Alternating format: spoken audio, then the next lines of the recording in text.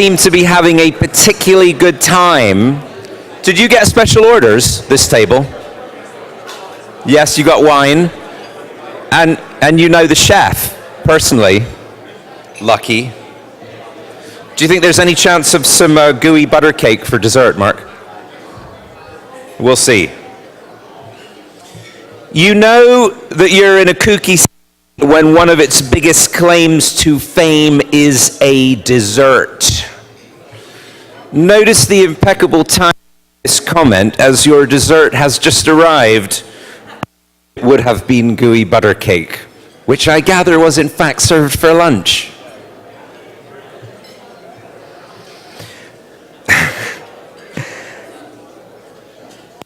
In honor of the gooey butter cake, which we did not have for this evening, I'd like to introduce you to a little segment that I call Little Known Facts About St. Louis.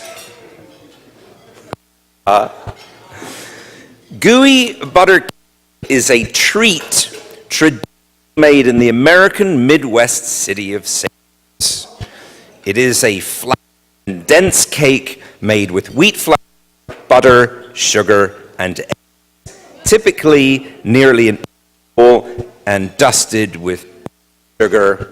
In other words, perfect low-carb diet favored by us. I found it interesting to note that the Convention and Visitors includes a recipe for gooey butter cake on its website called Lewis's Popular Quirky Foods. Are you from St. Louis? Oh. Thank you, Christine. Really good turnout. So, residents, Convention Commission has for cake on it. Congratulations.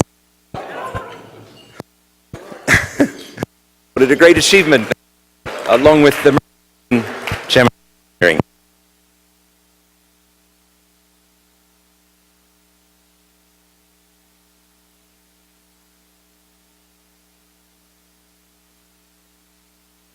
Hula hoop dancing.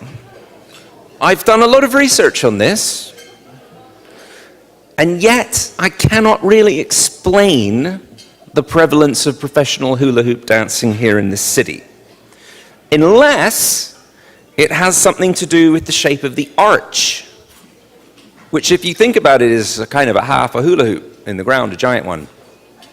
I don't know, it's a bit of a stretch, but it's the best I could come up with. One of this city's most famous former residents, Josephine Baker, was herself a dancer and a singer and an actress and a civil rights activist. Now, I mention all of this because, as regular ISDC attendees will well know, our next speaker is himself something of a celebrity on the dance floor. He currently serves as chairman of the executive committee of the National Space Society's board of directors. He has served as an NSS officer in one position or another for 35 of the last 41 years. That is really commitment. He has received degrees in economics from Caltech and Harvard and written numerous space economics articles. He initiated the merger negotiations which led to the creation of the National Space Society from the L5 Society and the NSI in 1987. Ladies and gentlemen, please welcome to the stage a man with a history of spaceflight advocacy, second to none, Mr. Mark Hopkins.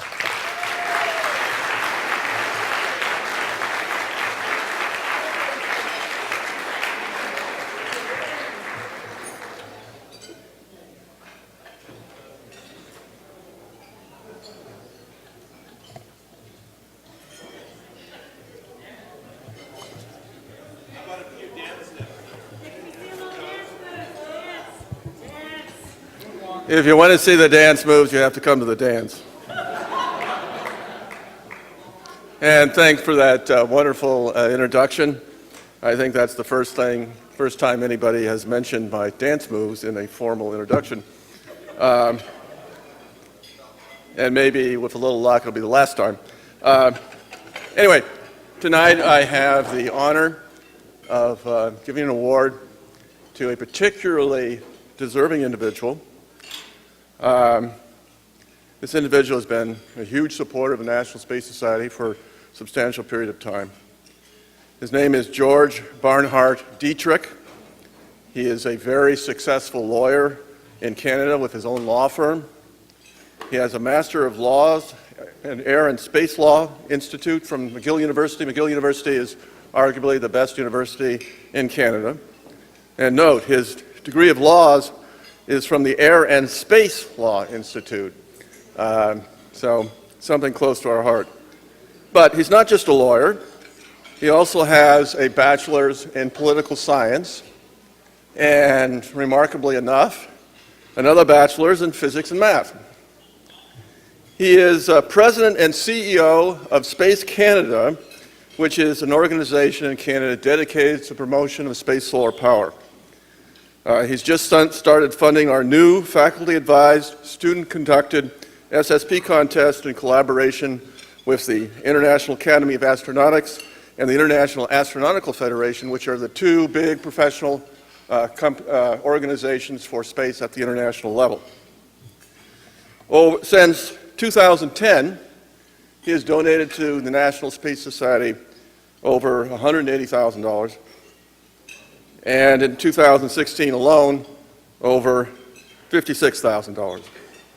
But this is not the main reason, believe it or not, please believe it, that we're giving him this award. It's really because of his incredible support for space solar power, something that we have advocated since the beginning of our organization in 1975, and not with just money, but with lots of other things, a very strong and dedicated supporter year after year. And so, George Dietrich, could you please come forward?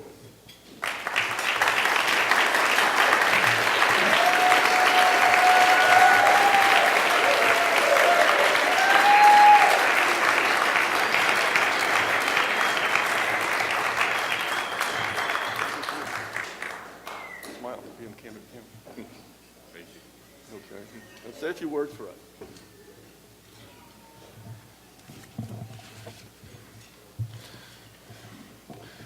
Wow.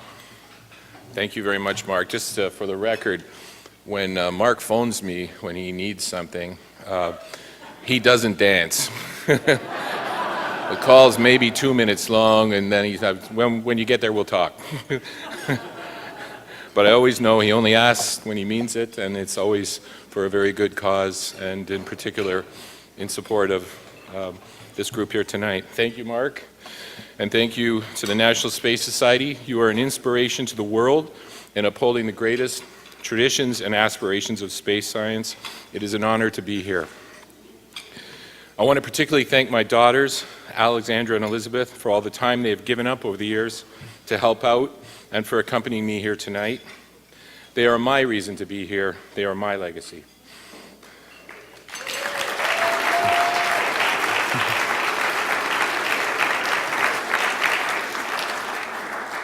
I also want to thank John Mankins, Haroon Okab. Haroon, forgive me if I pronounce your last name incorrectly. He'll get back. Don Flournoy, the IAF, the IAA, the Space Generation Advisory Council, the Enterprise and Space Group, and the Global Space Power Working Group for all their work in putting together this year's contest, where 7 excellent groups presented their ideas and concepts for improving the SPS Alpha ideas put forward by John Mankins in his recent book, and this for space-based solar power in general. And I particularly want to honor and thank this year's bright young participants for their excellent research and their presentations, as well as their hard-working advisors who are often forgotten. You young people inspire us to keep going and to believe that we will succeed. I humbly accept this award on behalf of Space Canada and myself, and in general, on behalf of all space advocates who work so hard, including all of you here tonight, to further humanity's goal of joining the final frontier. Myself, I began interest in space as a child of Apollo. We were all brought down to the school gym, and there was a giant brown TV set, cathode ray, where we were watching moonwalks and moon landings. And you can't imagine what it was like to have school interrupted by anything in those days, let alone, being able to watch something on TV. You knew this was it. And I've had many inspirational individuals in my life. My uncle, Richard Lowe, was from Brookfield, Missouri, not far from here. I don't know, he never brought up butter cake, so I don't know if he made it down to St. Louis. But he inspired me. He worked in the aircraft and space industries, ending up in Montreal at Canadian Marconi, where he met and married my aunt. Unfortunately, though he met Wernher von Braun at one point and would occasionally make little comments, because he worked in the military side of space, we didn't find out too much about what he knew. But he taught me, whatever you do, if it isn't working, keep changing it little by little until you get it right. And I think that's a technical point for someone who's worked on an aircraft or a spacecraft. And so I've applied it in all things in life and as advocacy as well. So watching that TV in the gym, I decided, well, I'm going to be an astronaut because it's either that or a hockey player in Canada. And, they're both great lives, but, hockey only lasts so long. Then I kept growing and growing and growing. And then I read, oh, wait, no, they're not quite my size. So I thought, okay, fine, I'll be a scientist inventor. So I'll study, as you heard, my complex intellectual background.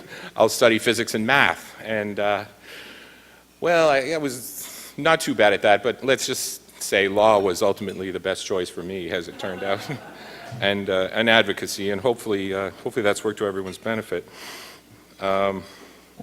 So myself and a group of wonderful people, after going to the Air and Space Law Institute, created Space Canada. And again, I was inspired by the example of someone I knew very well, Owen Maynard, another famous Canadian who worked on Apollo, who gave me many good lessons, but his most important one was, you take a look at the most favorable place out there that we can know, close to us, say the moon.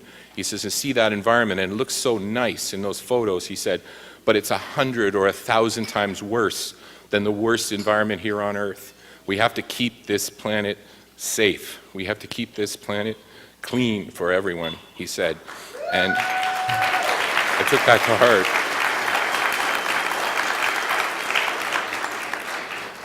And in advocacy, I was also inspired by another friend of mine, Mark Garneau, who served in the Navy, and then he was an astronaut on the space station, and he's now currently our Minister of Transport for the new government up in Canada, and a good friend to space-based solar power.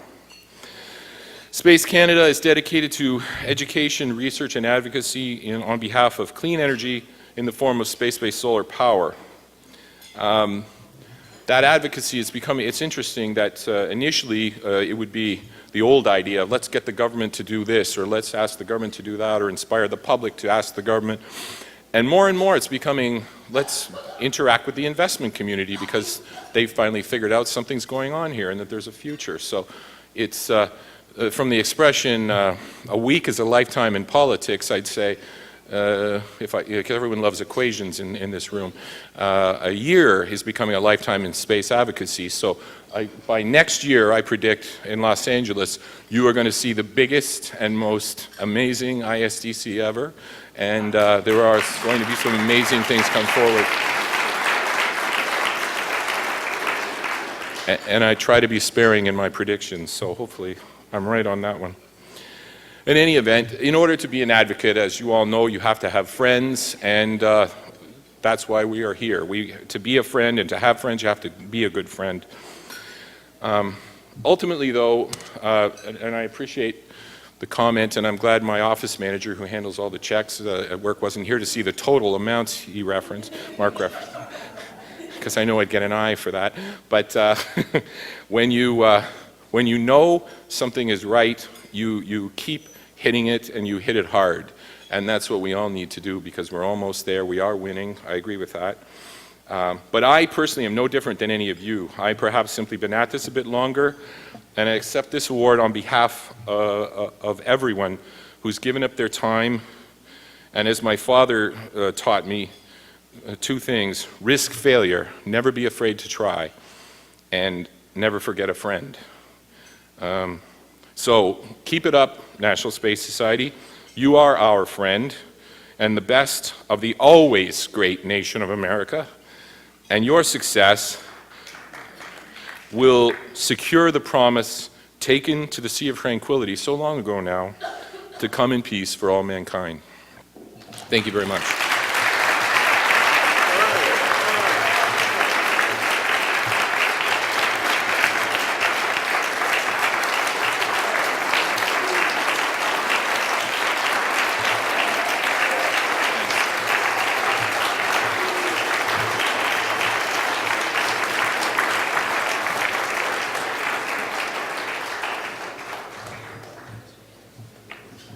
Thank you, George. What an inspiring speech that was. Very moving.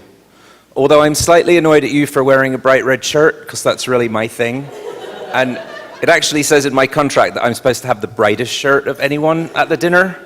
But you're an attorney, so I probably just won't mention anything else about the contract. Little known facts about St. Louis, part 2.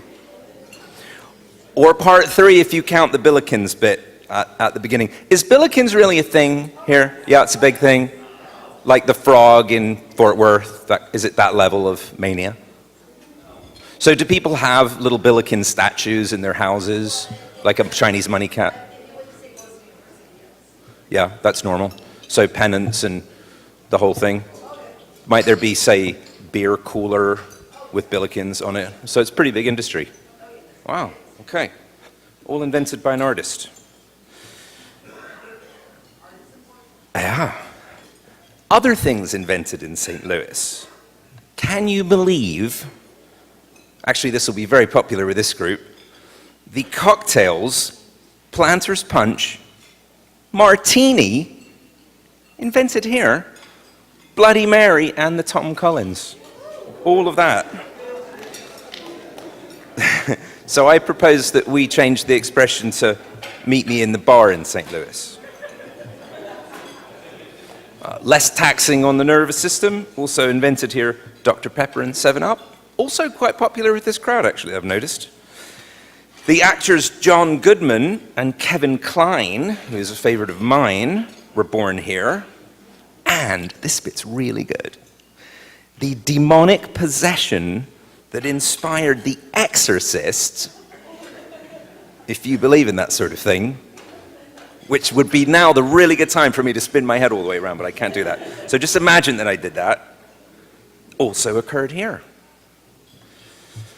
Probably of a bit more interest to our next speaker, though, who is a noted educator, is that St. Louis is home to the oldest institution of higher learning west of the Mississippi River, St. Louis University, which, you guessed it, is the place that adopted the Billikens. So you'll decide about that. Our next guest has degrees in physics from the University of Colorado and Northeastern Illinois University. She is a retired teacher of physics, astronomy, and space science, and has been engaging students in NASA programs since 1987. She started super young.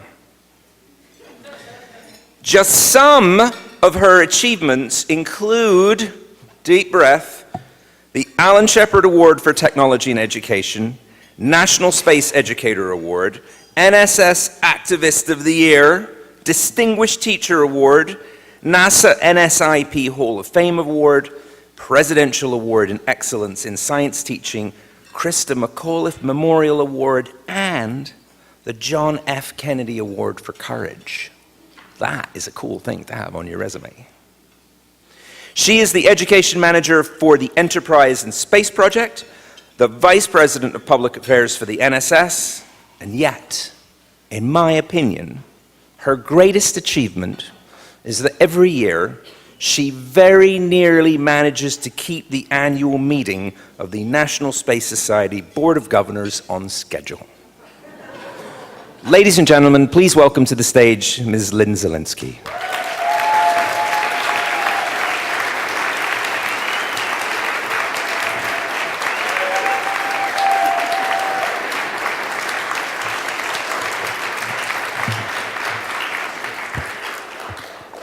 Thank you, Jeff. I do have to brag, though, okay? I do have to brag on one thing. I have an asteroid named after me.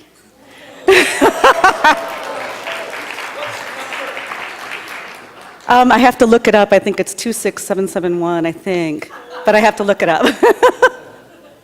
Yeah, so I'm here because of some amazing students that you may have seen. I've really had the unique privilege of being able to work with the next generation of developers and explorers and adventurers and entrepreneurs. And I brought them to you, all of you here at the conference. I hope that you've had a chance to enjoy seeing them and working with them and just getting inspired by their enthusiasm, let alone their enthusiasm. It's really pretty amazing. Each year, the National Space Society and the NASA Ames NASA Ames Center jointly come together and we produce the NASA Ames Space Settlement Contest. And this contest is designed for students in the age groups from 11 to 18 years old. The competition involves students in different levels and groups. So there's an individual level, a group of 2 to 6, groups of 7 or more, and then there are just art design along with it and writing design along with it. So there's a number of categories associated with it. And each year, we invite the winners of those students in those categories and those grade levels all here to the National Space Society's International Space Development Conference, and we're really excited to have them here. And you may have seen their posters down in the exhibit area, I hope, and you've had a chance to talk and interact with those students because they have been really excited and worked really hard to bring all of this material to you. So we have every year with all these categories sort of like the best in show. And the best in show happens to be our grand prize winner. And this year the winner is from India. And the project name is Anastasi. But before I bring him up, I would like to talk a little bit about the award itself. And the award itself is a crystal award, but it comes from the whole idea of space exploration and our vision in the National Space Society as being people who want to settle space. And not just settle space here in our solar system. I mean, that's the first place that we start. But our long-term vision and our long-term goal is to settle space in every star in our galaxy that we can possibly reach. And so the award itself is designed in that way. So in order to explain this just a little bit more, I need the help of Al Globus, who is the founder and I guess he's the lead in the NASA Ames competition. And Al, would you please come up?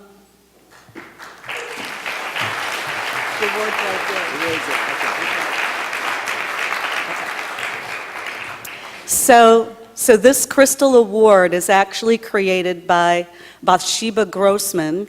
It is a laser cut of the nearest stars within 5 parsecs with our sun at the center, Sol. And so the crystal award represents all of the stars that may have planets, exoplanets around them.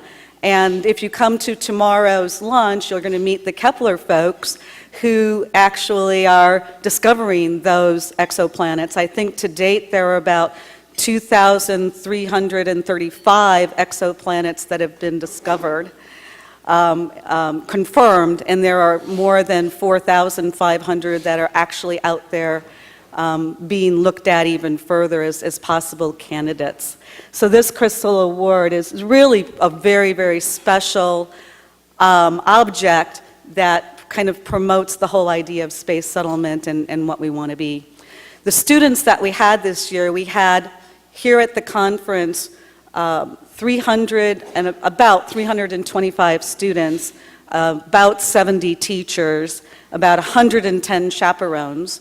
We had, in the competition itself, I believe there were about 1,500 entry teams this year. 1,500 entries, 6,000 students. And 6,000 students enter the competition. It's a global competition, so it's amazing. Yeah.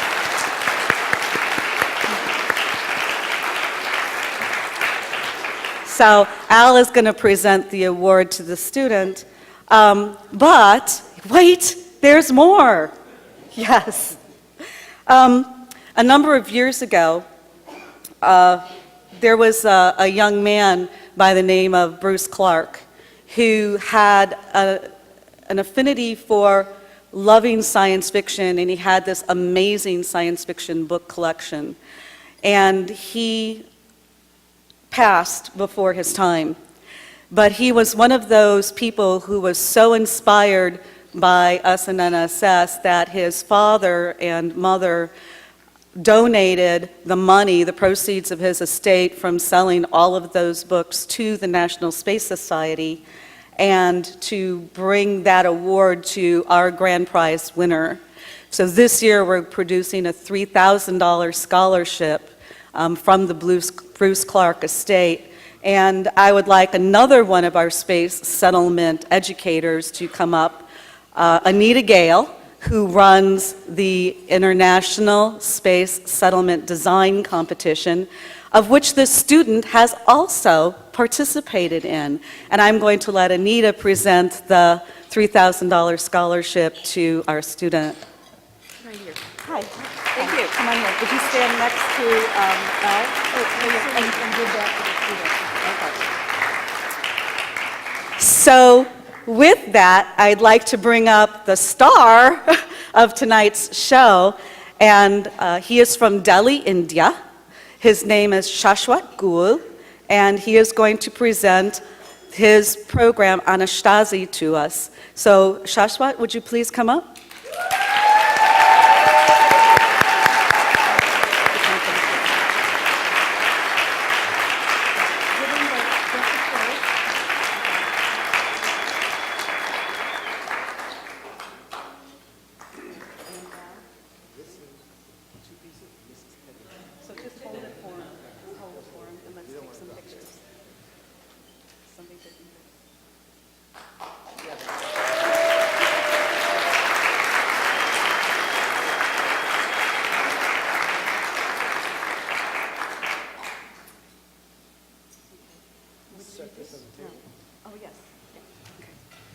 And so Bruce Clark Sr. himself was not able to come to the conference, so he has some words that he would like to share, and I'll have Anita read them.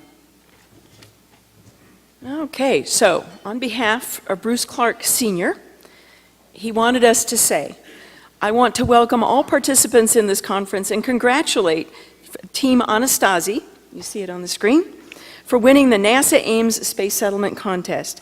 After having been lucky enough to attend and present previous awards of these scholarships, I'm sorry that other commitments have kept me away at this time. Again, this is on behalf of Bruce Clark Sr. Bruce's, and this is younger Bruce's mother, Pat, my wife, Carol, and I, along with many of our friends, set up this Bruce M. Clark Jr. Memorial Scholarship to honor and remember my son, who was fascinated by the excitement of space travel throughout his foreshortened life. I believe that had such a contest been available when he was your age, he would have revealed his creative energies by joining in the competition 35 years ago. I regret that he did not have the chance to compete, and I also regret not being with you today to personally say, great job, in that statement on behalf of Bruce M. Clark Sr. Thank you. Thank you. Okay.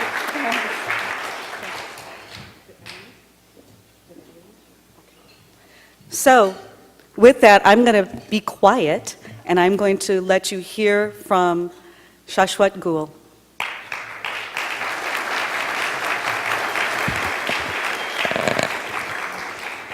Good evening, ladies and gentlemen. My name is Shashwat Goel, and I'm from India. So, our project, Anastasy, is an underwater analog settlement in the Dead Sea near Jordan, and we propose to construct it in 2034. NASA started its analog program in 1997, and today we have more than 15 NASA analog missions across the world. While these isolated missions have been helpful for spaceflight programs thus far, we need a broader view in preparation for large-scale colonization. We need larger permanent settlement to get better simulations of orbital settlements before billions of dollars can be invested. So, if we could achieve economic benefits in the chosen analog conditions, we can promote the growth of a whole new industry. We can also gain public trust and prove the benefits of exploration. Financial independence is going to be beneficial for us as it makes our expansion much easier. So we decided to make a commercial analog settlement instead of the existing research-based ones. Aquatic settlements provide fascinating opportunities, one of which lies in deuterium. We can apply the concept in space as well, on bodies such as Enceladus, Europa, and Pluto, where water bodies have been identified. Aquatic settlements are beneficial here as these can help reduce the cost of radiation protection and thus make space settlement easier. Our project is based in the Dead Sea around the area marked with a red dot. Now the Dead Sea is endorheic, which means that the only water lost in the Dead Sea is through evaporation, and deuterium, being heavier than hydrogen, does not evaporate easily, and thus we get a higher concentration for mining. The Dead Sea is hypersaline, just like Europa's oceans. And due to the salinity, little life is present in the Dead Sea, making it similar to space. The governments in this area are looking to promote industrial growth, and untapped oil reserves can provide the required power. Now, we don't want to be like development projects that harm the environment, so we're not going to overexploit these oil reserves. Anastasy is the Greek word for resurrection, and our plan is to resurrect the Dead Sea by introducing both marine and human life in an otherwise uninhabitable environment. We plan to do this by setting up a huge desalination plant in the Dead Sea, and we plan to pump the fresh water into transparent walled enclosures where aquaculture will be promoted. The obtained salt will be sold to buyers on land. Now, the Dead Sea salt has a high magnesium content, and we can obtain these from the refineries to set up more structures around our settlement. In fact, the major material of our settlement is magnesium alloy, as it does not react with water, and it also is resistant to pressure. Our settlement performs a lot of research activities.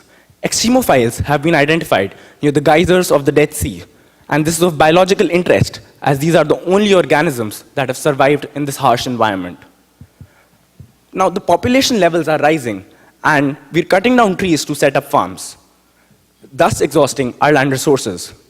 So if we could use 71% of the Earth's surface that is untouched to set up agriculture systems, we could actually solve the Earth's food shortage problem. Keeping this in mind, we're performing underwater agriculture research that can be used to develop future underwater farming projects. Since we're introducing life, we need to genetically modify it so that it can adapt to this environment. And this research can help in space, where we're doing something very similar. Being the first underwater settlement, Anastasy will create a lot of public interest. So we're offering a lot of tourist activities to utilize this. One of the most interesting activities offered is microgravity simulation, and we're doing this pretty similar to NASA's Neutral Buoyancy Laboratory. We're providing variable gravity by using the buoyant force to cancel out the effect of gravitation. And the experience will be very unique for tourists, as they also get to see the life under the Dead Sea. And those views are expected to be beautiful. So being an analog settlement, a key aspect of the settlement is training and space simulation. Astronauts can undergo part of their training on our settlement, and this is beneficial for them as Anastasi being an actual permanent settlement, they get a hands-on experience of what they have to do in space. We are monitoring human needs and requirements in such an isolated habitat so that we can use this data for space colonization. We integrate all these functions into a simple yet effective structure. Anastasi consists of a cuboidal, multi-level building, and this is surrounded by a cylindrical covering that protects it from water pressure. Between these volumes, we're setting up pipelines and transport systems that transport humans within the settlement. We have a lift that transfers cargo from the surface of the sea to the settlement, and we have a brine pipeline that takes the salt after desalination to the land. Anastasi also has 260 crew members that manage our operations, and the height of the structure is 260 meters. Let us take a tour deeper into the settlement. The top part of the settlement consists of sunlight capture systems that transfer sunlight energy to agricultural levels below. We need to do this because the intensity of sunlight decreases rapidly underwater. We're using special agricultural processes that are similar to what we plan to do in space. We're using fish and algae to enhance the growth, and the production is done for both humans and for export. Next, we have the processing level, where water, food, and air management takes place. Now, the air processing is of particular interest, as we're replacing nitrogen with helium, hydrogen, and heliox mixtures. We need to do this because during EVAs, under high pressure, nitrogen can be very harmful. So by replacing it with helium, we're actually reducing pre-breathing times. Now, this has interesting applications in lunar orbit or on the moon, because nitrogen is heavy and difficult to transport. Instead, helium is available on the moon itself, and it is much lighter. So we can test the response of humans to a helium environment on our settlement. The residential level is a key aspect of the settlement, as it helps in simulating space. It consists of 5 stories with opposite day-night cycles so that 24/7 working capabilities can be ensured. The life inside Anastasi is planned to be as similar to working conditions on land as possible. And this setup is actually very beneficial for space settlements, where we want to make the life there as Earth-like as possible. Just like we have airlocks in space, we have saturation systems underwater. These perform the dual function of maintaining pressure and ensuring that water does not enter the settlement. And we do this by filling the airlock with water during the time of transfer. So we're employing a transfer capsule that will take the diver to the required depth before releasing them. We have 2 suits, and one is actually very similar to space suits, as it is hard-shelled and it protects the diver from the high pressure. The other suit is flexible and skin-tight, and again, it is similar to some spacesuit models that have come up recently. There are lots of other levels that pertain to commercial functions that I have discussed earlier. There's a need to separate into modules in space so that when a contingency occurs, we can isolate these. We can test these isolation mechanisms on our settlement due to our multi-level structure. Hull breach contingencies need to be dealt with speed and precision, just like space. So we could, again, test these mechanisms on our settlement. The construction underwater is similar to construction in space, as we need automatons to assemble pre-constructed modules. And again, orbital settlements can follow after Anastasi based on how the construction works out underwater. The cost is just $3.5 billion, making it much cheaper than current space settlement models. And we can recover this by 2060s, and thus Anastasi is profitable. We plan to expand our project by setting up a construction sub-settlement that will set up small function-specific structures in the area. The dream is to set up a city underwater. People ask before every space mission, what if it fails? Because after all, there are millions of dollars and billions of dollars involved actually. So what we can do after we've set up anesthesia is that we can say, we've done this underwater, and we can surely do it in space. The good part is, we're not wasting any of our funds since anesthesia is profitable. Finally, I'd like to thank the people without whom this project wouldn't have been possible. Mr. Al Globus and Ms. Lynn Zielinski for their guidance and support. The Ames Research Center and NSS for conducting this competition every year. Ms. Anita Gale, whose International Space Settlement Design Contest helped motivate us a lot. Our team couldn't make it here, so I'd like to thank Ankita Fulia, without whom I couldn't have done this project. I'd also like to thank Aditya Sen Gupta and Mr. Verma, who are our mentors. Thank you for listening. Hope you have a great night ahead.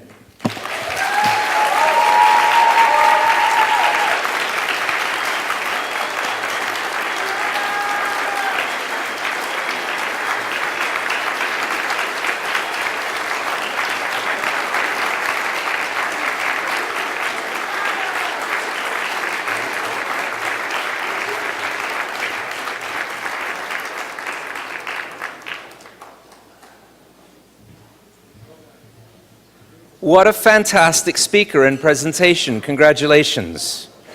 It must be quite an adventure traveling all the way here from India to present. Most impressive. Dead Sea Research Lab. This reminded me of an anecdote from my childhood when I was in science class in the UK, and we were studying the effects of the high salinization in the Dead Sea. And our teacher explained that everything would float in a much more exaggerated manner than it would in regular water. And she asked if there were any questions, and one of the kids put up his hand and said something like, well, would a duck float better in the Dead Sea than in regular water? And she goes, yes, a duck would. And someone else asked if a kid would, and she said yes. And being a big Doctor Who fan, I put up my hand and said, Ms. Robbins, would a Dalek float better in the Dead Sea than in regular water? And I was sent home. So I was not nearly as good a student as Joshua. Congratulations. Are you enjoying my little known things about St. Louis routine? You are? Even the people from St. Louis? Whew. Okay, good then.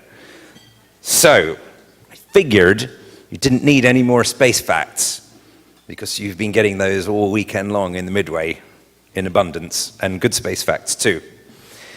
And I thought I would propose this to future ISDC chairs, that we could do a little known strange facts of the host city every year. And we could do a kind of join the NSS and see the world, one conference at a time, PR thing, maybe.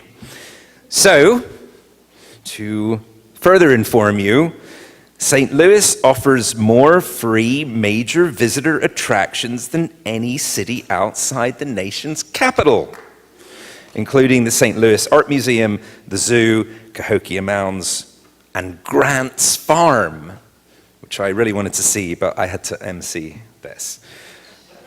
And, according to the highly reputable website strangecosmos.com, don't think I don't research these things. St. Louis residents consume more barbecue sauce per capita than any other city in the United States. Really, my congratulations to you. Between that and the cake on the website, it's just fantastic. Our next guest is highly respected in the world of finance. So I'd like him to please take note of the two following state laws so he doesn't get into any trouble during the remainder of the stay. Number 1, the installation of bathtubs with 4 legs resembling animal paws is prohibited in Missouri. And number 2, it is unlawful to throw hard objects by hand in this state, which makes you wonder how it became such a leader in spaceflight engineering. But our next speaker is the founder and managing partner of Near Earth LLC, an investment bank focused on the satellite industry, commercial space, and aerospace defense. Clients include major companies in those industries, private equity and hedge funds, and early-stage entrepreneurial firms seeking private equity capital. Serious stuff. That's much more difficult than finding meteorites. He received a physics degree from MIT and spent 6 years at Lockheed as a senior research engineer before returning to MIT for an MBA and heading to Wall Street. He co-founded the Space Finance Group, the first coverage group focused on the commercial satellite industry, and raised over $25 billion for companies such as Pan Am Sat and XM Radio. In 2002, he left to start Near Earth to continue helping space-related companies grow. He serves on the boards of Pacific International Center for Space Exploration Systems and NanoRacks, LLC, and formerly served on the NASA Advisory Council. Please welcome a member of the NSS Board of Directors, Mr. Hoyt Davidson.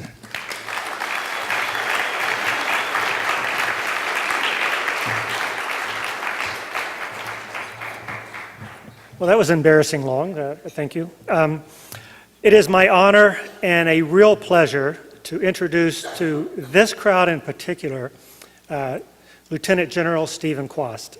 I've had the privilege over the last year of meeting General Kwast and seeing him in action, and he's one of the most amazing motivational leaders that I've met in my lifetime, a true visionary, and if that's not enough, a space enthusiast.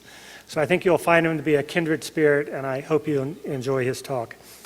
He's asked me, and I will honor his request, to keep it short. So he has a very long, distinguished career serving our country, but I will just mention three things. He started in his younger days as a fighter pilot, I believe F-15s, where he has many hours in the air. In the middle of his career, he was the military advisor to Vice President Al Gore. And today, he is the commander and president of Air University, which is in Maxwell Air Force Base in Montgomery, Alabama. And Air University, if you're not familiar with it, it's an accredited university where officers in the U.S. Air Force can get trained for all the future challenges they're going to face. So it's very much of a think tank and a forward-looking college environment.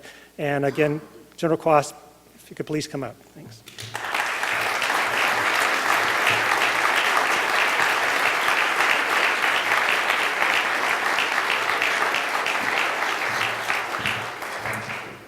Thank you for keeping that short, because the real event here is you, each of you that are here. If you are here from a different country than the country we're sitting in tonight, raise your hand if you would, and I want all of you to look around. Okay? Thank you. This is the power of our age. And I want to start the comments tonight by acknowledging the fact that many of you may be asking, why would you have a general officer address a crowd of innovators and visionaries like you, who are the makers and the doers of our age? And I reflected on that a little bit too. And in reality, we actually have a lot more in common than you might think.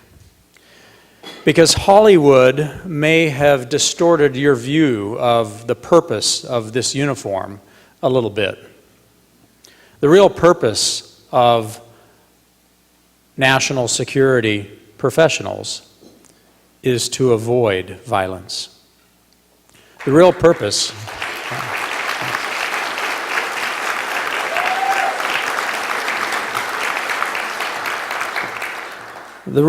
of strategy is to find ways of managing the inevitable conflict that will befall humanity in ways that does not hurt our children, our loved ones, and our values. And this is why we have so much in common. And this is why I want to talk to you tonight, because this business that I'm in requires me to study history deeply, to study innovation voraciously, to think deeply about human nature and technology, and how technology has always been an instrument of national power, to be used for good or for ill, depending on the nature of the values of the people that own that power. So, our great promise of our age is to take what you have been envisioning and recognizing for decades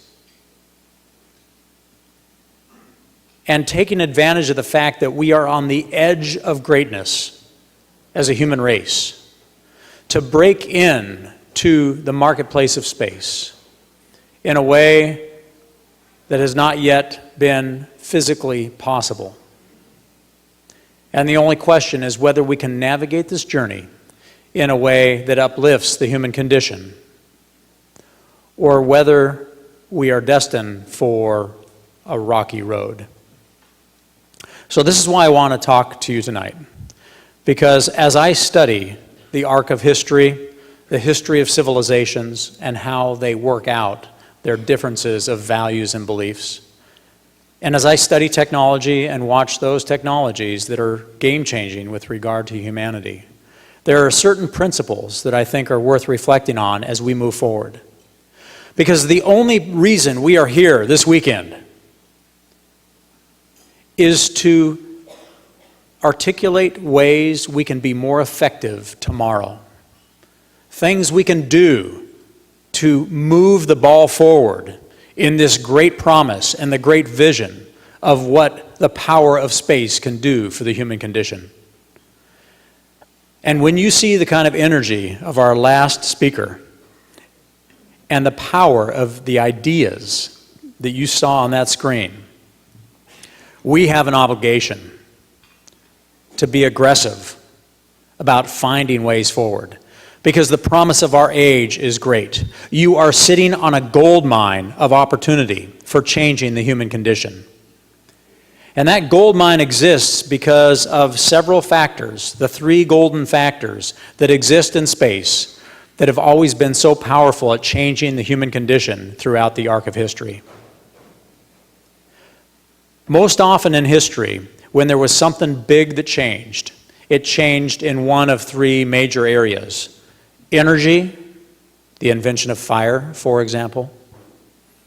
Transportation, the invention of the sail, or steam, or deep-sea navigation.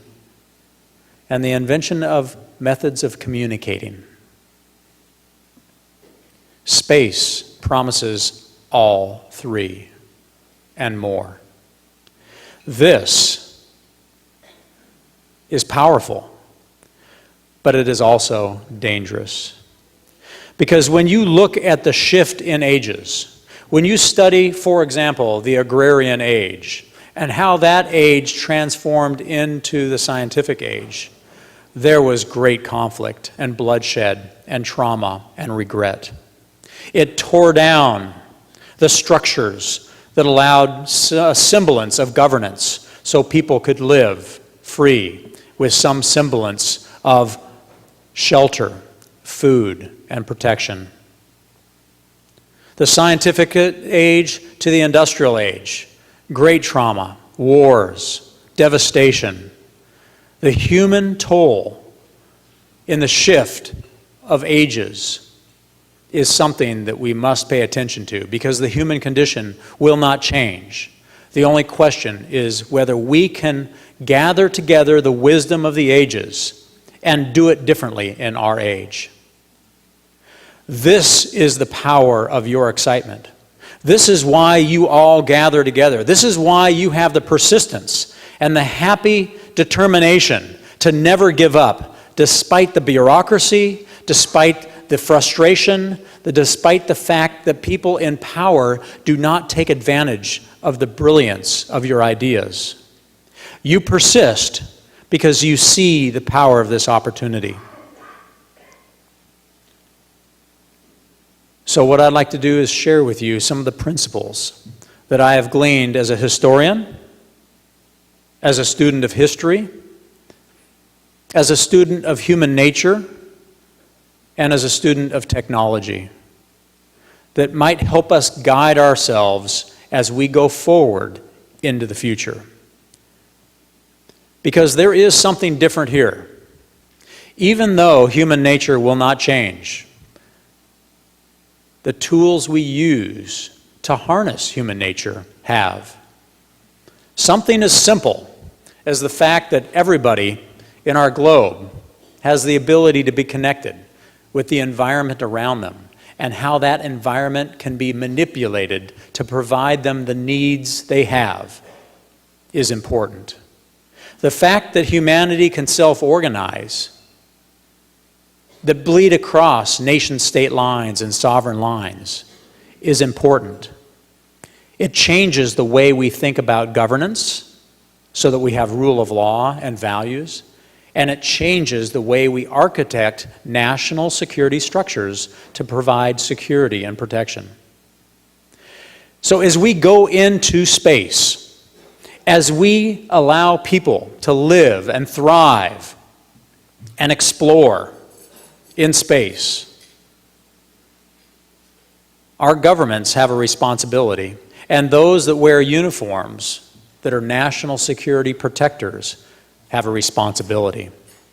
And that is, as we go into this area, we must provide predictability so that entrepreneurs like you can make smart risk decisions on what you can do to be effective at solving the problems of our age.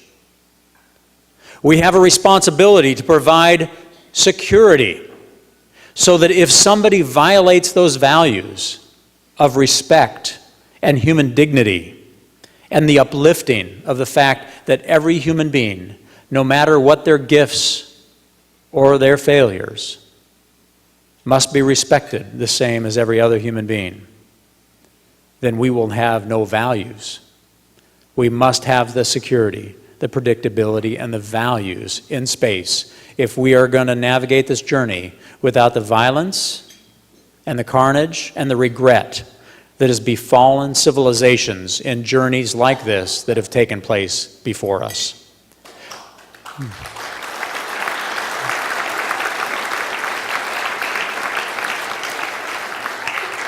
You are not the first generation of visionaries that are sitting in a gathering thinking about the future and thinking about what we might do. But we have a great hope that if we stand on the shoulders of giants in the past and we learn from the mistakes of the past, we might have a fighting chance. So here are the principles that emerge from this historical research.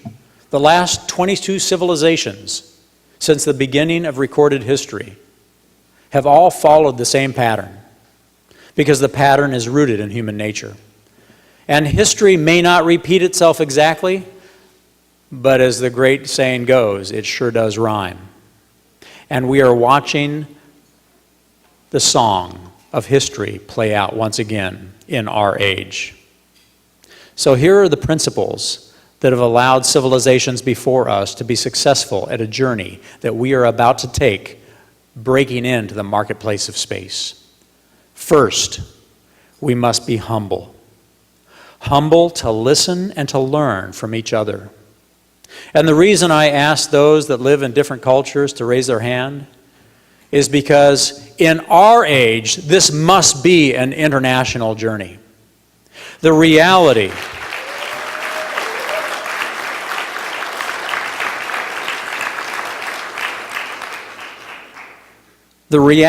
that most conflict and most war is created by a lack of communication should have no place in a world where we can be connected always to each other.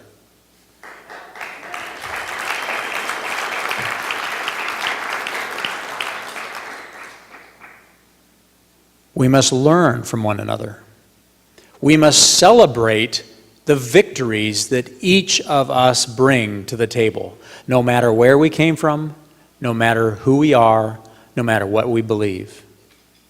That this deep respect for human beings, the deep respect for an idea, the ability to not pick winners and losers, but rather allow innovation to be a marketplace of failure. But the failure is really not failure, it is discovery. It's discovery of what does not work. Because we have to kiss a lot of frogs before we find that princess. And 2 of them are sitting down right here, by the way. George, you do good work. God bless you. I got to visit with you and get to know your girls a little bit through you. And this is the great promise. And these girls represent the youngsters in this crowd. Anybody below the age of 30 in here is our future, and we have to invest in them.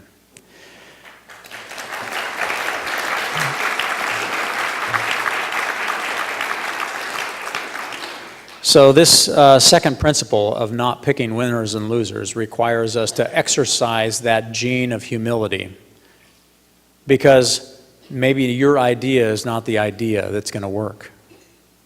And your ability to empathize and to really walk a mile in the shoes of others with other ideas, other approaches, other techniques is very important. It requires us to put aside our arrogance, our pride, and human nature is funny. The more brilliant you are, oftentimes the more prideful you can be, because you know you are smarter than everybody else in the room. Now, I don't have to suffer from that because I'm not the brightest one in the room, but you know what I mean. Humility is at the core of this journey. We need to celebrate each other's victories. We need to not pick winners and losers, but let the scientific method guide us. Let the facts allow us to move forward. And then we must do the following 4. We must connect to one another. It is no longer enough to be a nation where you keep secrets and you try to gain an advantage. Yes, human nature will always be true, that we will have competition. But it has always been the case throughout history of mankind that there are more people on this globe that love their children and want to work out their differences without violence than there are those that want to kill in order to get their way. And if we can connect with one another, we can gang up on those who are evil, and we can prevent them from dominating our globe. This is the great promise of our time.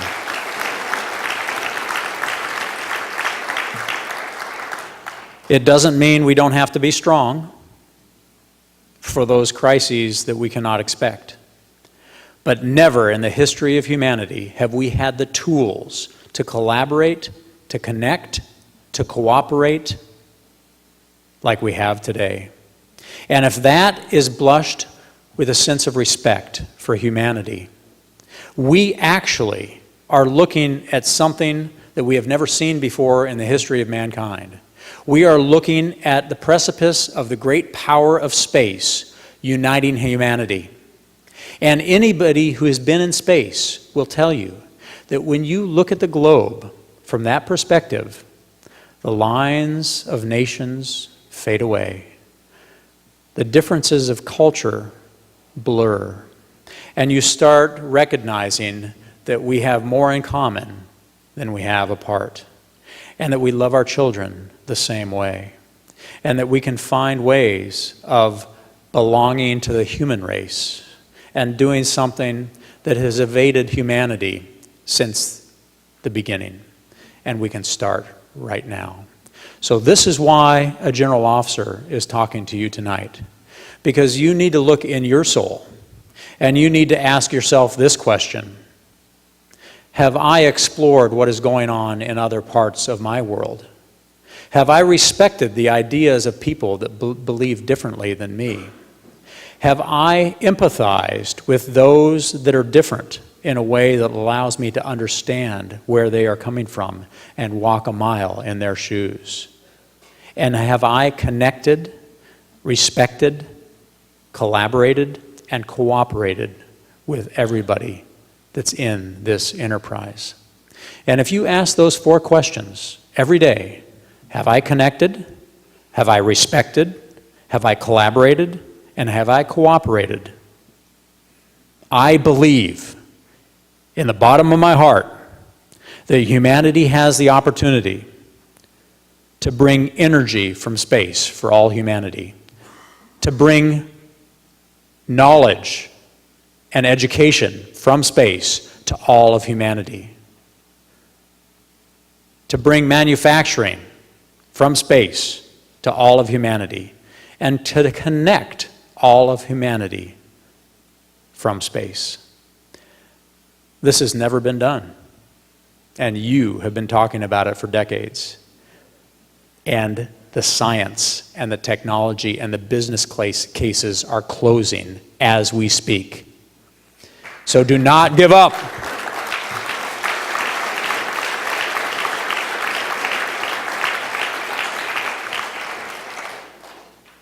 In the military, we have a saying that I'll close with, and then we'll open it for questions. And the saying is pretty simple.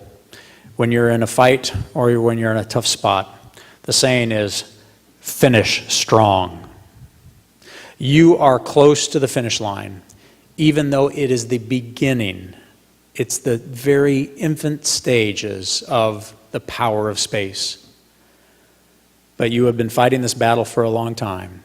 Finish strong by abiding by the principles of history that have made civilizations before you successful in other ways. Because if we do not apply these principles, the curse of history could befall us. And the power that comes from information from space, solar power from space, manufacturing from space, and knowledge from space could tear apart the fabrics of governance and civil society that we have in place today. And we could see more death, more suffering, and more regret as our children could bleed because we were not wise in the way we navigated this journey. There is nothing more motivational than saving our children and saving the human race from the risks of living on a planet that is more fragile than we feel as we live each day in the sunshine and the shade and the beauty of a city like St. Louis. So never forget how fragile we are and how delicate this earth is and how important your work is. You are the pioneers of the future. Own that power by being humble, by being empathetic, and by walking a mile in the shoes of others. So thank you for letting me talk to you. I know it's probably not the speech you thought you would hear from a general officer, but these are the words that are at the core of the true purpose of men and women in the military to defend you. And it's not just America. This is a global journey, and we are connected, and we will succeed or fail together. Thank you very much, and I appreciate your time. Thanks.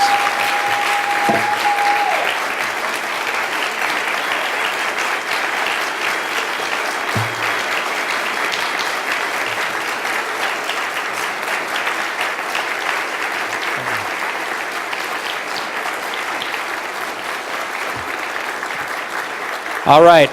I see that Dave has a microphone here, so we have a few minutes for a question or two if anybody would like to raise their hand. And I'll keep the answers very short so we can get to as many questions as possible. And then please, Dave, give me the hook when we have to get to the party, because you guys are going to rock tonight. No pun intended.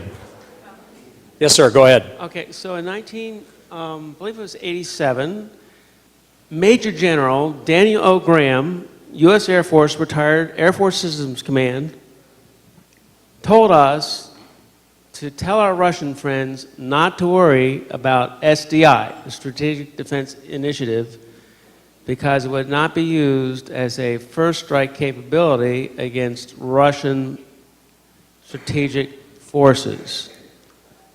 Now, in 2017, Congress seems to be more than willing to vilify the Russians and everything we developed as a result of ending the Cold War so many years ago.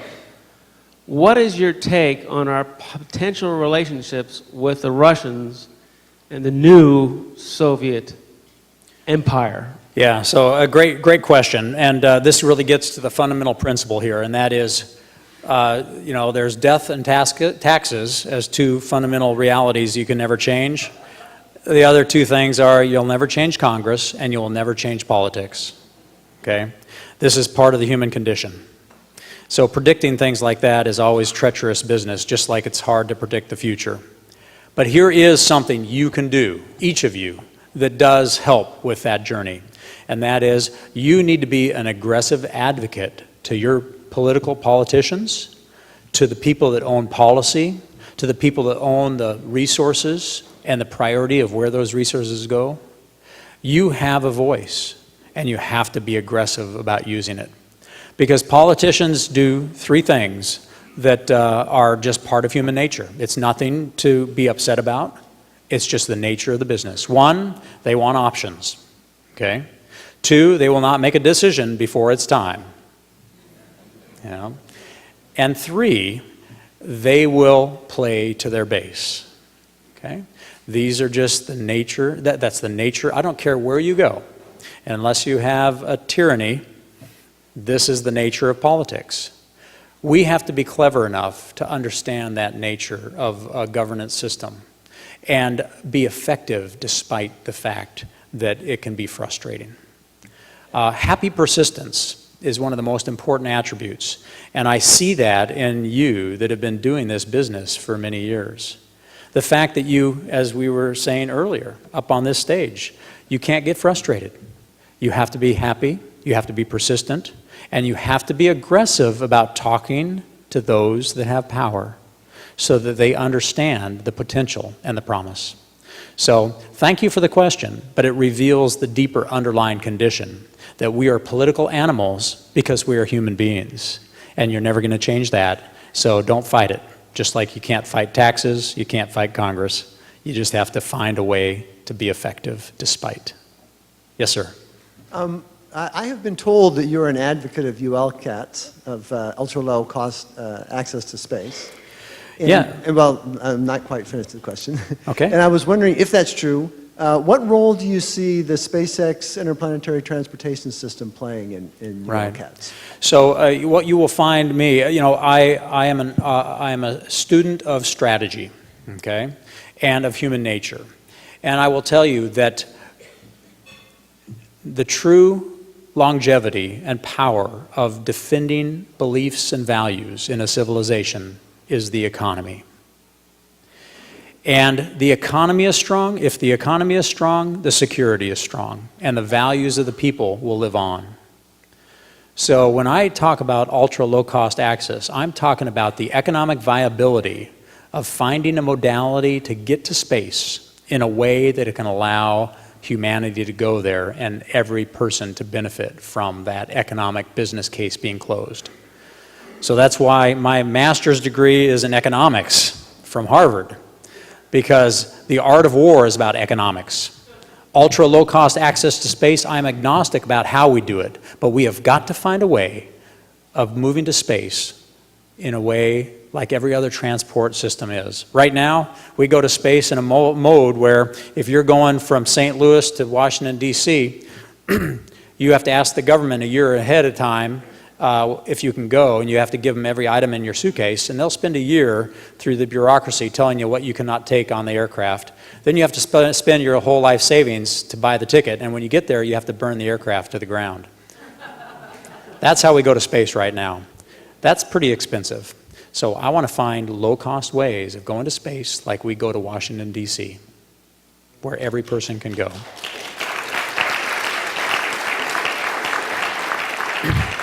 So I didn't answer the second part of your question, but the answer to the second part is in the first, and that is that I am for affordable ways of breaking open this marketplace of space, and they are here today.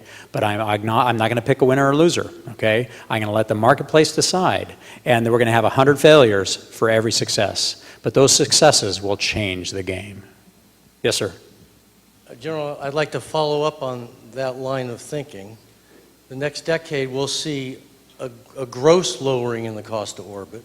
We're now talking about commerce moving into cislunar space, founding a cislunar economy based on water from the moon and asteroids. Yeah. And as free people begin to move into space, how do you see the military, what role do you see for the military protecting what happens in the next 10, 20, 30 years? Yeah, so the answer to your question is in your question, and that is protect. Three words that I described, but I'll refine them just in a few seconds here. One, to provide predictability, so that entrepreneurs, when they go out there, they can predict that if they put the work into mining an asteroid, they will benefit economically from that work. That if a pirate steals their investment, somebody will come and hold that pirate accountable and bring them to justice. And that the value of respect for human beings propagates through the environment of space. This is what the defenders of humanity bring you. The people that are willing to risk their lives to defend your life in space as we do in the terrestrial environment. That's what we do. And we have to be there to do it. So I cannot wait, because my kids and grandkids are going to get to hurl their bodies through the footless halls of space, protecting humanity of all nations, so that values of respect, rule of law, and when you put in a hard day's work, you benefit. When you take risk, you benefit, and you get to keep what you make.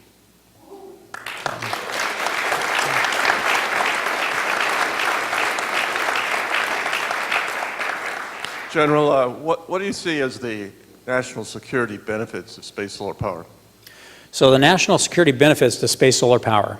You know, I'll go back to my original statement that my job is to find ways of allowing humanity to move through the inevitable conflicts that will arise between civilizations that believe different things in ways that does not create violence. Solar power from space does something very powerful, because what you find when you study history, that if you can uplift the human condition, if you can give people shelter and food and protection from the elements, there is less conflict. Solar power from space has the enormous promise of delivering energy, producing energy, and delivering energy to all of humanity at price points that are pennies on the dollar for what we do today, without the infrastructure, without the ugliness, without having to scar our earth, our precious Mother Earth, and creating the second and third order effects that our current models of energy create. This is the great promise. That is national security. When a person in the deserts or the Hindu Kush, for example, can benefit from energy from space, you have a game changer. And I have my favorite example is this. When I was in Afghanistan and I was working there in charge of the Air Forces, I was in the Hindu Kush, and there was a teenager there that had a better data plan than I did. Okay? And the reason, it was back in 2009, and the reason is because we were still struggling from analog to digital. They jumped right to digital. And so I was using his cell phone to call back because mine was not working. And so that is an example of energy transfer. That is this, imagine if space is the ubiquitous global network that can deliver energy anywhere.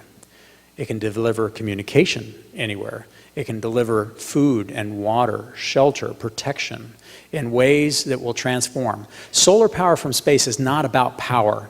It's about security.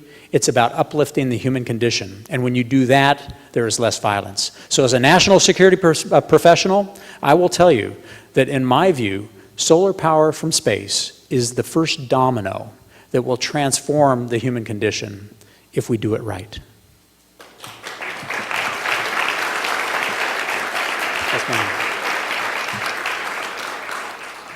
So thank you for an incredibly inspiring and powerful vision for a future in space. I'm just blown away.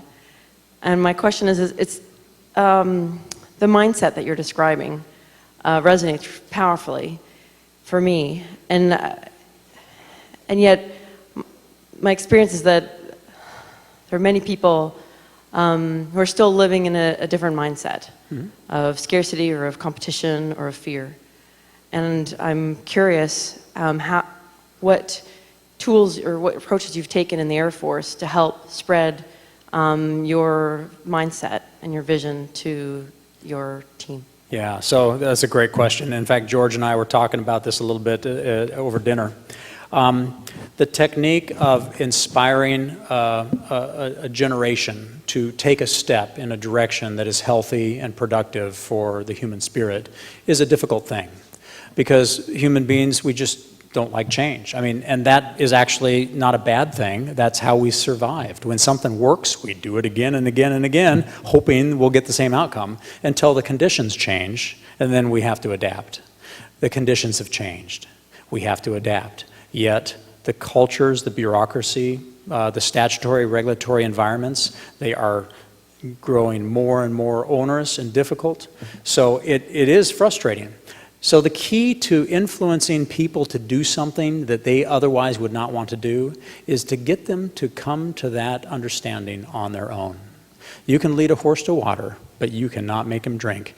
And the stubbornness of the human spirit is legendary.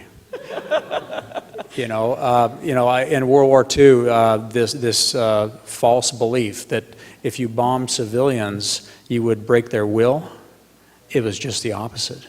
I mean, look at the Brits and the Battle of Britain. I mean, imagine if somebody started bombing America. You think that would make us cower and hide and give up? Just the opposite. So in the same vein, the persistence that you all have of talking to people, showing them the facts, is important. But the other important thing is, the show me state. If you show people a demonstration of what this can mean for them, it can break open wide the opportunity to change. So this is why just getting those little beta tests, for example, a small test, we can show Congress, the White House, industry, what solar power from space could do with that 3D printer, or that heater, or cooler, or food processor. And when they see it, they say, we want more of that. And then we can move forward. So the art form of not going in with an agenda and saying, this is my position and you will bend to my will, that never works, okay? And it never works in the military either. That's the problem, is we glorify the violence or the fight, not realizing that the real fight was already lost. If we ever have to fire a shot, we have already failed. The real fight, yeah.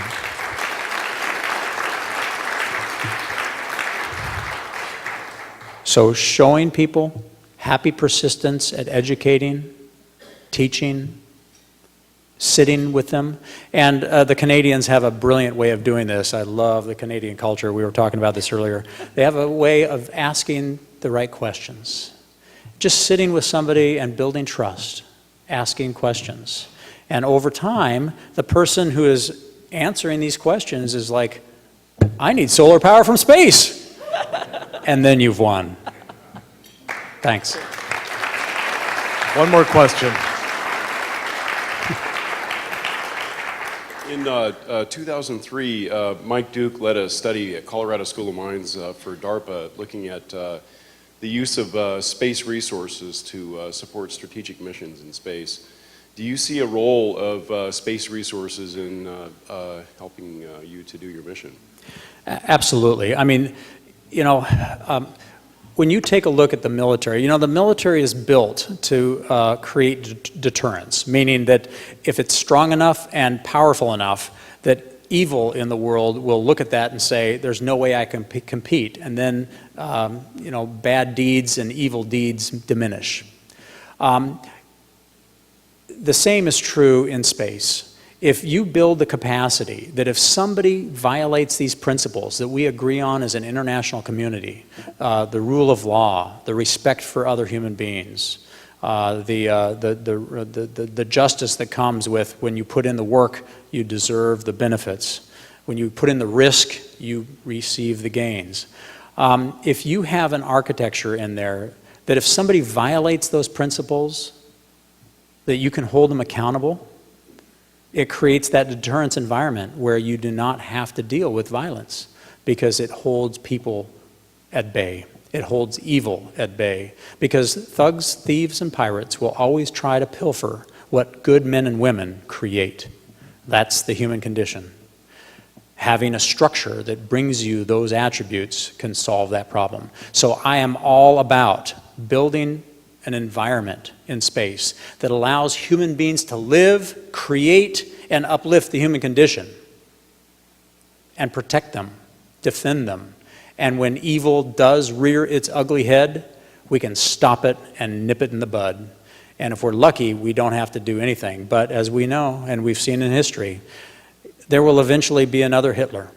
There will be somebody that is not deterred, no matter all the facts in the world. And when they act, we have to have the options to stop them before they do harm to humanity. The brilliant thing about space, though, is space benefits from a networked characteristic. And what I mean by that is, in a network, you can deliver capacity and capability to any node for a much smaller price point per node than a linear model. Right now, we live in a linear world. When you want to do something here, it costs X. You want to do it over here as well, 2 times X, and sometimes more, depending on the economies of scale. In a network, yeah, it's a little more per node, but it's not linear. And it's an inverse exponent of cost. It's true with power in a network as well. The first mover into space has a dominance of power to prevent evil from coming into that environment. This is why it's so important to be proactive and aggressive now.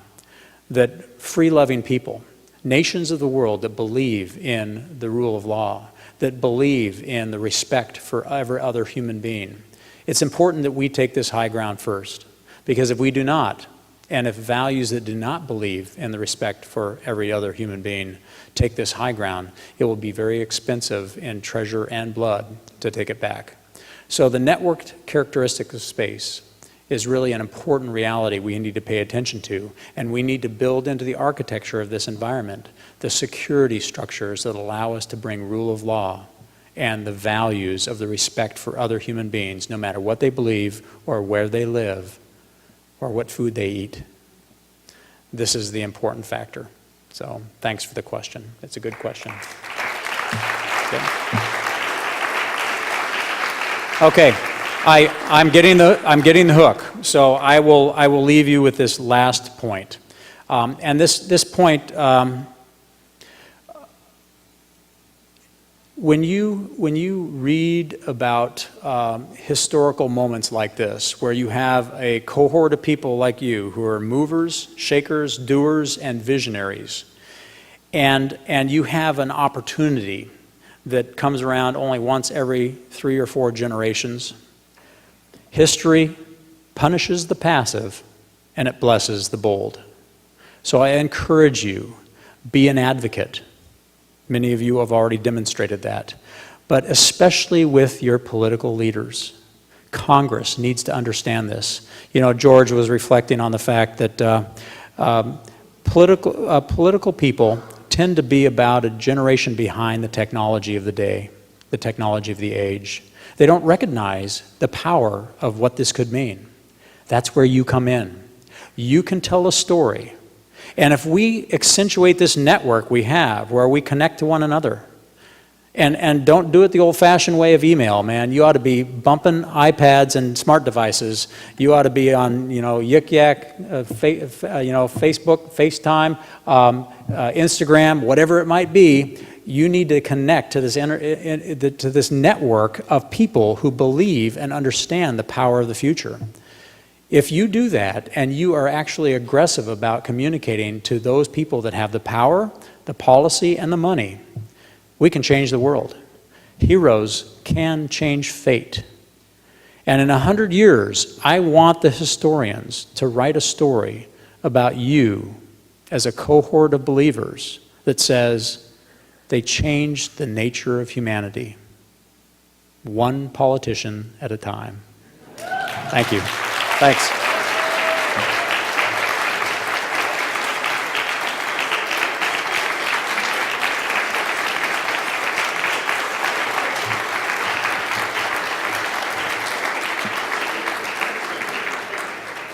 Thank you, General Kwast. Powerful and inspiring words indeed. And if I may say so, sir, you are the most youthful general I have ever met.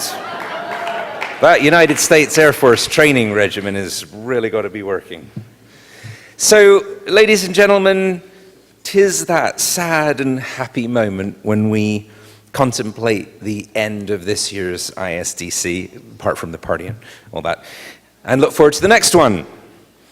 And if you think I was able to dig up some strange and amusing facts about St. Louis, you ain't seen nothing yet, because next year it's going to be in Los Angeles.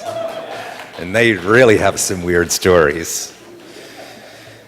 Before the splendid handing over ceremony, I've got a few short announcements for you. The first is you can purchase DVDs of almost all of the workshops and lectures, events during this long and fantastic weekend out in the hallway, in the ballroom, as you exit. Immediately after we finish here, you could go to the Regency Ballroom for the Space Rocks Party, a name which really appeals to me, Christine. That's probably your doing. Well done. And donations are gratefully accepted. They will be going to the band. And I would also like to mention that Pascal Lee's Passage to Mars is showing about now. It's probably already started. So you have a wide variety of entertainment options. Choose wisely. Now, to commence the handing over ceremony, I would like to invite the manager of the International Space Development Conference, Aggie Coburn, the chair of ISDC 2017, Christine Noby, and the conference's committee chair, Dave Dressler, to the stage.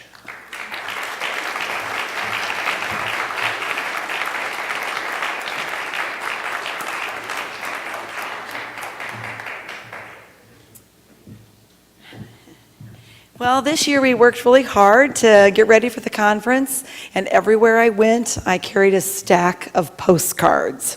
You all recognize the postcards at all the meals, right? So I am handing over the stack of postcards to you all to pass out to everyone to come to LA. Thank you. All right.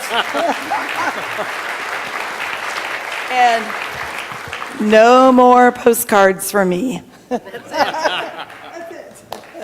Go ahead. You first. Ladies first. Well, we wanted to invite all of you to Los Angeles, where my roots are. We're planning a very exciting conference next year. We've already started working at it. We've invited speakers. We're inviting more and more and more, and I hope you all join us there. Sheraton Gateway Hotel, very close to LAX, so no excuses. You can just fly in and you're right there, and it'll be an exciting, wonderful conference next year. So I hope to see you all there. Aggie, before you leave, this woman here is truly amazing. In 2013, I chaired this conference, and I was running up against a lot of hurdles. We had things like sequestration that would cause NASA to not be able to attend the conference. There was turmoil in other areas in the organization, and through that all, towards the end, it was like, what are we going to do? And all of a sudden, Aggie and Mike appear, and things became magical. And you've become the heart of this organization, and I really appreciate having you. If it wasn't for you, I don't know if I'd be here right now, to be honest with you. But they keep calling me and sending me emails. I don't have a choice. That's right. Thank you. Okay, so in terms of what's going to happen next year, we've already talked about potentially having the Air Force come again. There's Los Angeles Air Force Base. But there's so much in Los Angeles. Think about it. We've got Bill Nye and the Planetary Society. I think Bill would be a welcomed keynote for us to hear from. Even Jan Werner said he would love to come back. And I have a golden rule. I say, once you're here 1 year, you have to wait till the next year. But in Jan's case, I think we can make an exception. So we might get him back as well. But in terms of what's going on overall, I think we're all pretty familiar with the space movement. We've seen what's been called the doldrums of space exploration. We had this boom during Apollo, but what's been going on lately is really, truly amazing. We see commercial space companies sprouting up out of nowhere. There's probably ones that we're not even aware of yet that are going to be on the scene shortly. So what I see happening is something that Malcolm Gladwell wrote about called the tipping point. And can you see it? Can you see the throw weight that's happening in the space movement right now? I believe that truly we've come to a point where we have reached a tipping point, and in the next year, things are going to change dramatically. We're going to see things going to the moon, and we're going to see examples of that at our conference next year. So I really welcome you all. You can register right now, and I highly recommend you do, because we're going to raise the price. So you better get on that. Thank you all. Thank you very much.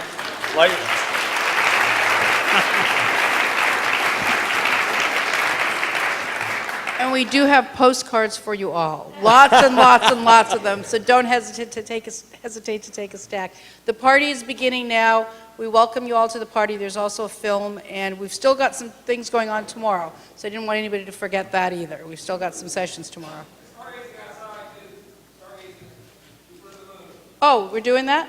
Okay, we're doing stargazing as well. We haven't been able to do that the last couple of nights because of the weather, so we're doing it tonight. And is it across the street?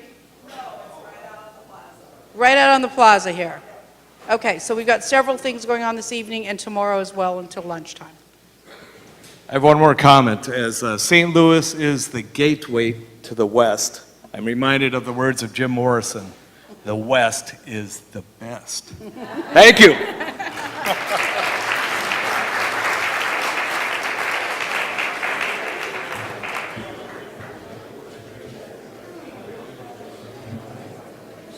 Ladies and gentlemen, you'll notice that I'm wearing my NSS pin proudly. Please do the same. Tweet and post and spread the word, because change comes one footstep or one CubeSat at a time. And I'll leave you with the slightly amended words from the Billions poem. Oh, Mr. Moon, we're all here. Honeybug, thistledrift, white imp, weird wry face, billiken, quidnunc. We're all here, the moon, St. Louis, Los Angeles, and NSS. Ladies and gentlemen, I'm Jeff Notkin. It has been my pleasure to be your MC. Good night.